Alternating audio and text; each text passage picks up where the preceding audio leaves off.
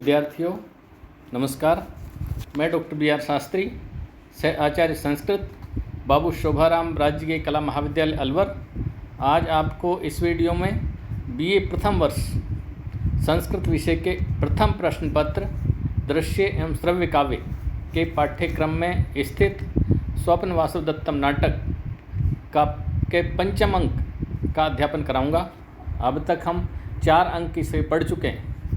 जैसा कि इनके 4 अंकों की रूपरेखा संक्षिप्त से बताता हूँ कि प्रथम अंक में हमने पढ़ा कि वत्स देश के राजा उदयन के महामंत्री योगंधरायण अपनी योजना के अनुसार वासवदत्ता को लेकर वन में चले जाते हैं और वहाँ आश्रम में वह मगध देश की राजकुमारी पद्मावती के पास वासवदत्ता को धरोहर के रूप में रखकर आगे चले जाते हैं।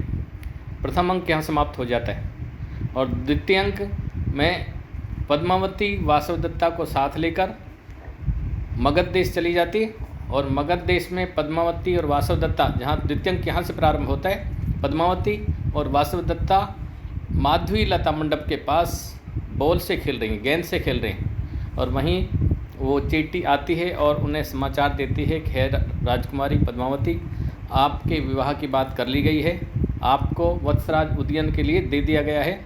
हमारी महारानी ने आपके विवाह की बात कर ली, इसलिए आप जल्दी चलें क्योंकि मंगल कार्य आज ही होना है।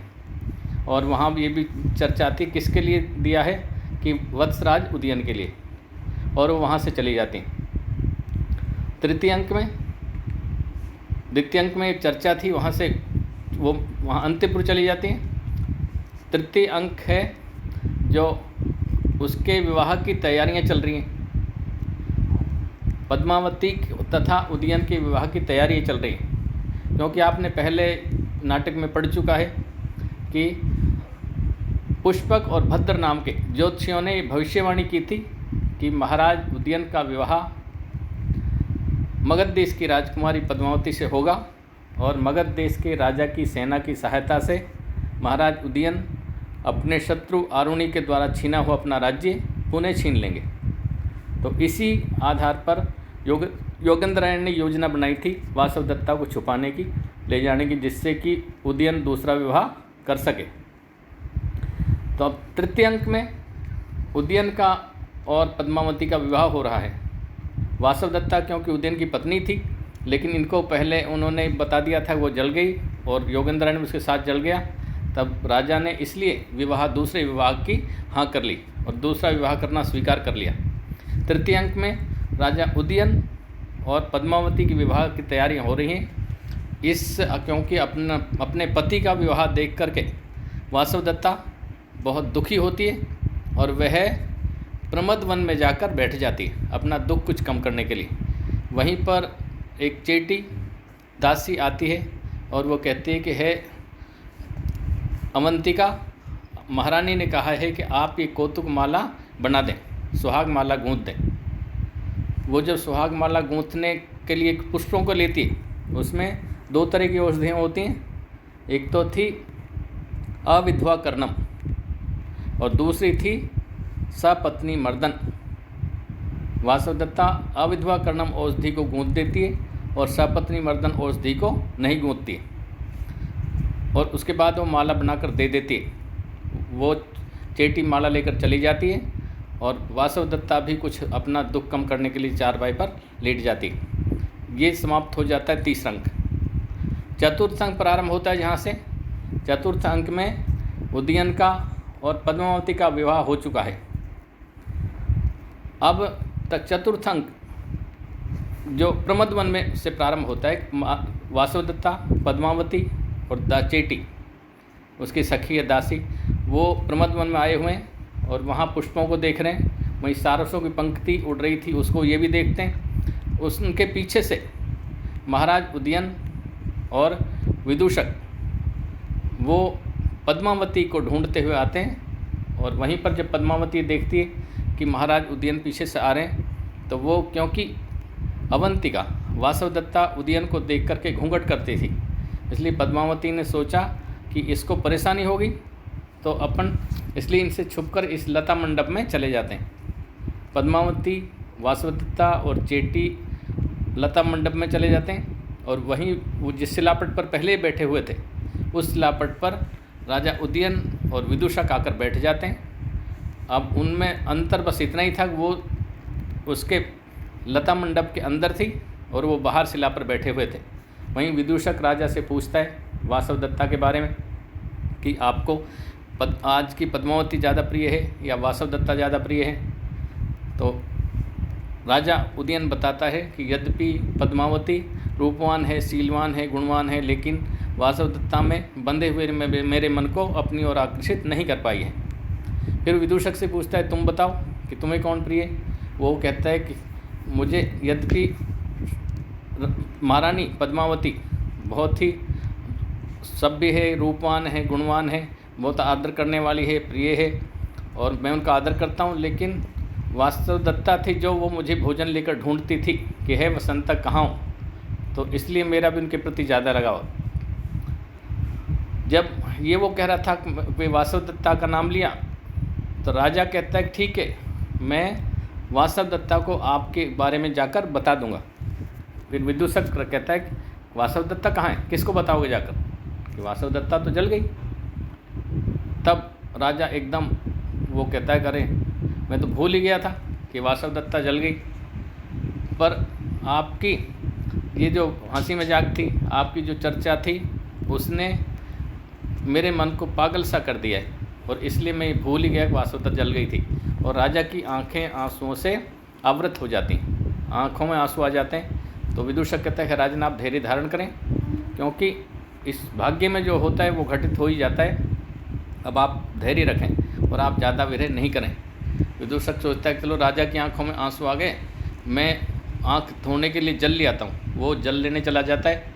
अंदर वासवदत्ता और पद्मावती बैठे हुए थे। पद्मावती कहती है कि अपन क्योंकि राजा को अब दिख नहीं रहा है, उनकी आंखों आंसुओं से ढकी हुई हैं, अपन सामने से निकल चलते हैं। लेकिन वासवदत्ता कहती कि नहीं, ये आपके पति हैं और आप बड़े दुखी हैं, इसलिए दुख में पति का साथ देना चाहिए, इसलिए आप रुकें और आप उनको धैर्य बंधाएं, हम चले जाते हैं। वासवदत्ता और चेटी वहाँ से निकल जाते हैं। पद्मावती राजा के पास जाती है। उसी समय विदूषक भी आ जाता है। राजा से पूछती है कि ये ऐसे मतलब क्या हुआ, तो वो बताता है कि काश पुष्प की पराग गिरने से मेरी आंखों में आंसू आ गए। और विदूषक भी वहाँ आता है। उसी समय विदूषक भी ये कहता है, क्योंकि राजा विदूषक के कान में कुछ कहता है।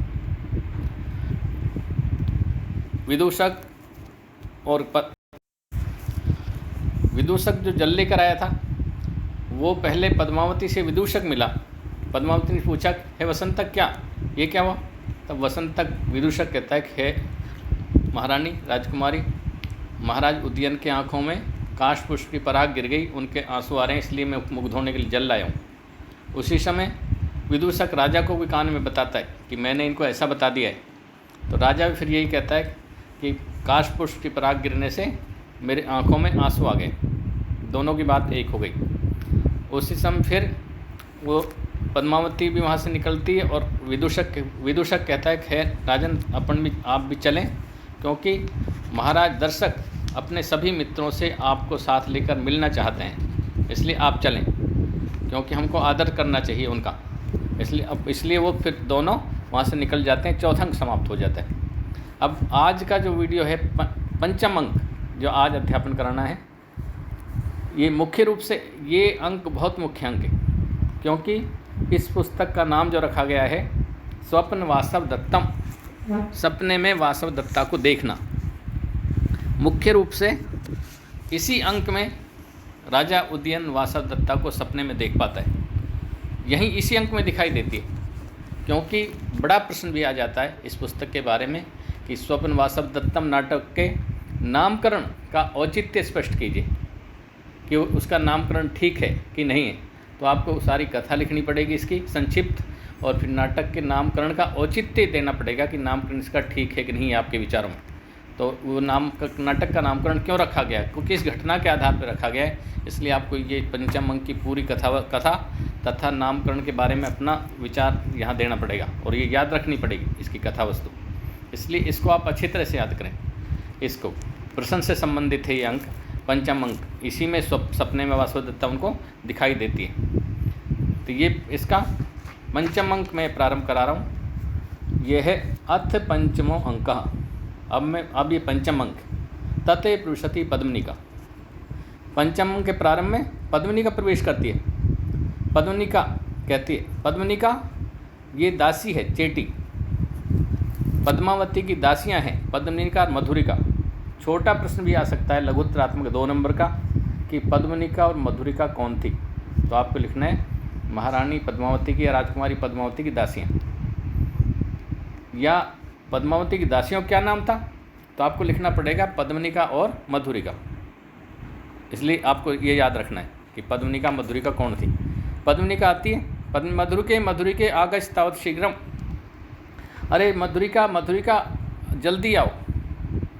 मधुरिका कहती है, हला यमअस्मि किम क्रियताम। अरे हाँ, क्या करना है बताओ, यमअस्मि में यहाँ क्या बात है। पद्मनिका कहती है, हला किम ने जाना सी तुम, क्या तुम नहीं जानती हो। भर्तृहरिका पद्मावती शीर्ष वेदना दुखिता। राजकुमारी पद्मावती सिर की वेदना से दुखी। राजकुमारी पद्मावती के सिर में दर्द है। मधुरिका, हाँ अधिक, अरे बड़े कष्ट की बात है, ये तो बड़े दुख की बात है, महारानी पद्मावती के सिर में दर्द है। पद्मनिका कहती है, हला गच्छ शीघ्रम। अरे जल्दी जाओ और आर्य अवंतिकाम शब्दाप्य शब्दाश्व। आप जल्दी जाओ, आर्य अवंतिका को बुला कर लाओ। केवलम भर्तृहरिका शीर्ष वेदनामेव। केवल राजकुमारी की सिर दर्द के बारे में ही निवेदित बताना। आप जाके कहो अवंतिका से कि राजकुमारी पद्मावती के सिर में दर्द है। तते स्वयमेव आगमिष्यति, वो अपना आप आ जाएगी। ये सुनकर के तुरंत अपना आप आ जाएगी। मधुरिका, हला किम सा करिष्यति। मधुरिका कहती कि वो क्या करेगी। किम सा करिष्यति, वो आकर क्या करेगी, उनको क्यों बुलाया जा रहा है। पद्मनिका कहती है, सा खलु इदानी मधुराभि। वो अब इदानी मधुराभि, वो मधुर कथा भी कहानियों से, मधुर कहानी कह करके भर्तृहरिकाया राजकुमारी के शीर्ष वेदना निवेद्यति। सिर की वेदना को कम करेगी। वह अच्छी मीठी मीठी कहानियाँ कह करके और सिर के दर्द को ठीक करेगी। मधुरिका, युज्यते, ठीक है, कुत्र सैन्यम रचितम भर्तृहरिकाया। कि ये तो ठीक है, पर कहाँ बिस्तरा लगाया है राजकुमारी का, राजकुमारी की शैया कहाँ लगाई है, मैं उनको कहाँ भेजूँ। पद्मनिका कहती, समुद्र गृह के किल शैया तीर्णा। समुद्र गृह में शैया बिस्तरा लगाया हुआ है, शैया लगाई हुई है। राजकुमारी पद्मावती की शैया समुद्र गृह में लगाई हुई। अब ये ध्यान दें, यहाँ एक लघुत्तरात्मक प्रश्न बनता है। सिर की वेदना से दुखी राजकुमारी पद्मावती की शैया कहाँ लगाई हुई थी। तो आपको लिखना है समुद्र गृह में। छोटा प्रश्न 2 नंबर का आ सकता है। राजकुमारी पद्मावती सिर की वेदना से दुखी राजकुमारी पद्मावती की शैया कहाँ लगाई हुई थी। आपको लिखना है कि समुद्र गृह में। ये छोटा प्रश्न है। तो गच्छ इदानीं, अब जाओ। अहम अपि भर्तु निवेदनार्थम, मैं भी स्वामी को निवेदन करने के लिए, महाराज उदयन को बताने के लिए आर्य वसंतकम अन्विष्यामि, आर्य वसंतक को ढूंढती हूँ। ये पहले मैंने आपको बताया कि वसंतक किसका नाम था। ये छोटा प्रश्न आने की संभावना होती है। तो आपको लिखना है विदूषक का, या विदूषक का क्या नाम था, वसंतक। कि जाओ, मैं भी स्वामी से निवेदन करने के लिए आर्य वसंतक को भेजती हूँ। मधुरिका, एवं भवतु, ठीक है। पद्मनिका, कुत्र इदानीं आर्य वसंतक पश्यामि। अब मधुरिका कहती है, अब मैं आर्य वसंतक को कहाँ देखूँ। अरे आर्य वसंतक कहाँ गए, देखते हो। उस समय विदूषक आ जाता है। जब पद्मनिका विदूषक को ढूंढ रही है, विदूषक को क्यों ढूंढा जा रहा है, वह विदूषक, क्योंकि विदूषक से कहा जाएगा कि आप महाराज उदयन को बताओ कि पद्मावती के सिर में दर्द है। तो ये संदेश देने के लिए विदूषक को भेजना है। विदूषक प्रवेश करता है। विदूषक कहता है, अद्य खलु देवी वियोग विधुर हृदय से।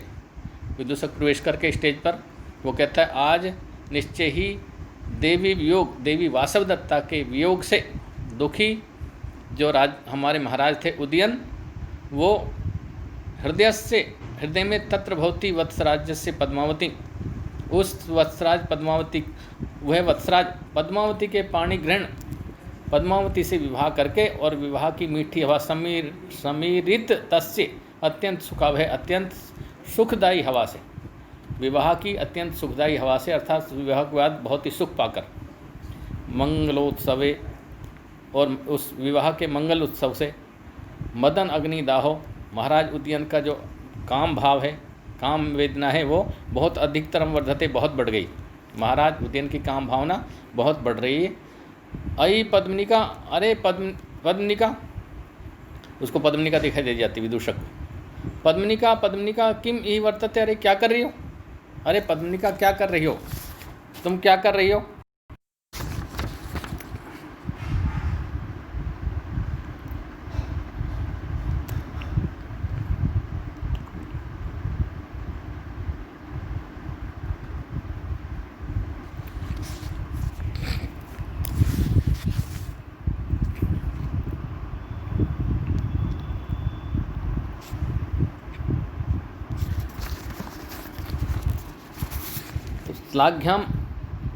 श्लाघ्याम अवंती नृपति सदृशीं तनुजाम, प्रशंसनीय अवंती के राजा की पुत्री को मैंने प्राप्त किया, अवंती के राजा के समान ही उसकी पुत्र को प्राप्त किया।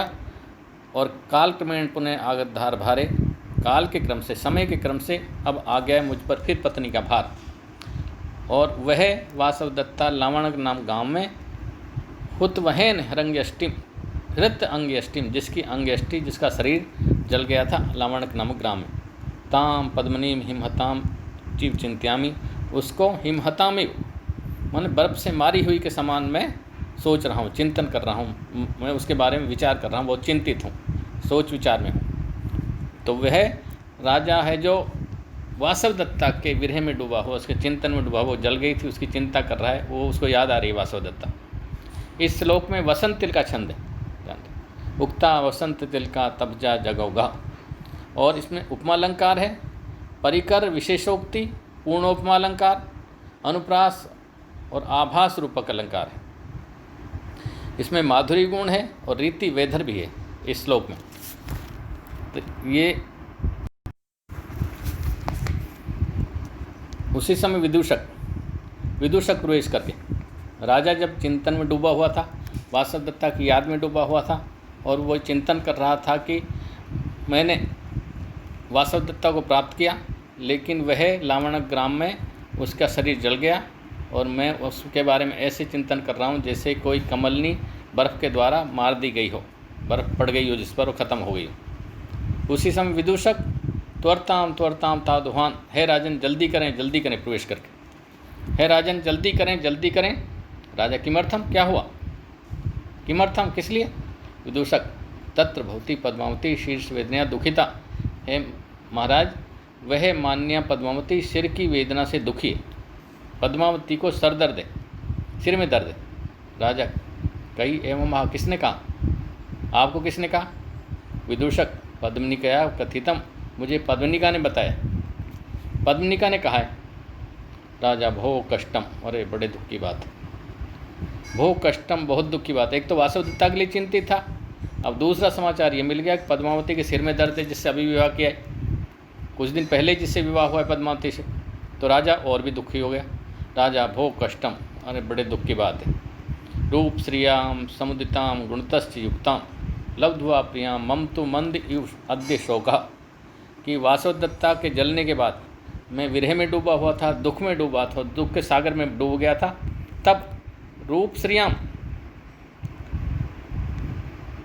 रूप की श्री शोभा, रूप सौंदर्य से युक्त, आज रूप सौंदर्य से युक्त और गुणों से युक्त, गुणतश्च युक्ताम, और गुणों से युक्त, मैं रूप श्रियाम, रूप से युक्त, समुदिताम युक्त, तथा गुणतस्य युक्ताम, और गुणों से युक्त, प्रिया को पाकर, लब्ध्वाम प्रियाम, प्रिया को पाकर, मम तो मंद इव अद्य शोके, मेरा शोक कुछ कम हो गया था, मेरा शोक कुछ कम हो गया था।